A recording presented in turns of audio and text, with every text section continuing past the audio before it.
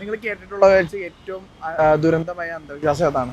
അന്ധവിശ്വാസം എന്ന് പറയുമ്പോൾ ഈ പീരീഡ് മിത്തിനെ പറ്റിയിട്ട് എനിക്ക് പറയാനുള്ളത് വെച്ചാൽ എൻ്റെ വീട്ടിൽ പോലും ഭയങ്കര വെച്ചാൽ അമ്മ നമ്മളെ അടുപ്പിക്കത്തില്ല ഭയങ്കരമായിട്ട് ഇപ്പോഴും വെച്ചാൽ അമ്മ എപ്പോഴും അമ്പലത്തിലൊക്കെ പോകുന്ന എല്ലാ ദിവസവും വിളക്കിടാനും അങ്ങനെയൊക്കെ പോകുന്ന കാരണം പീരീഡ്സ് ആയിരിക്കണമെങ്കിൽ മനുഷ്യനെ ചീത്ത പറഞ്ഞോണ്ടിരിക്കും. പിന്നെ ഞാനതൊന്നും മൈൻഡ് ചെയ്യത്തില്ല. അമ്പലത്തില് പീരീഡ്സ് ആയിട്ട് പോണമെന്നൊക്കെ നിർബന്ധമുണ്ടോ?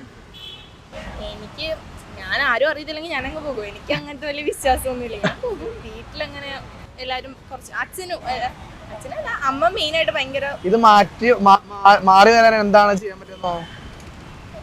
നമ്മള് എനിക്ക് തോന്നുന്നു എഡ്യൂക്കേഷൻ അവരൊക്കെ ജീവിച്ച് വന്ന സാഹചര്യം അങ്ങനെയായിരുന്നു. അടുത്ത ജനറേഷൻ മാറുന്നുണ്ടോ തോന്നുന്നുണ്ട്.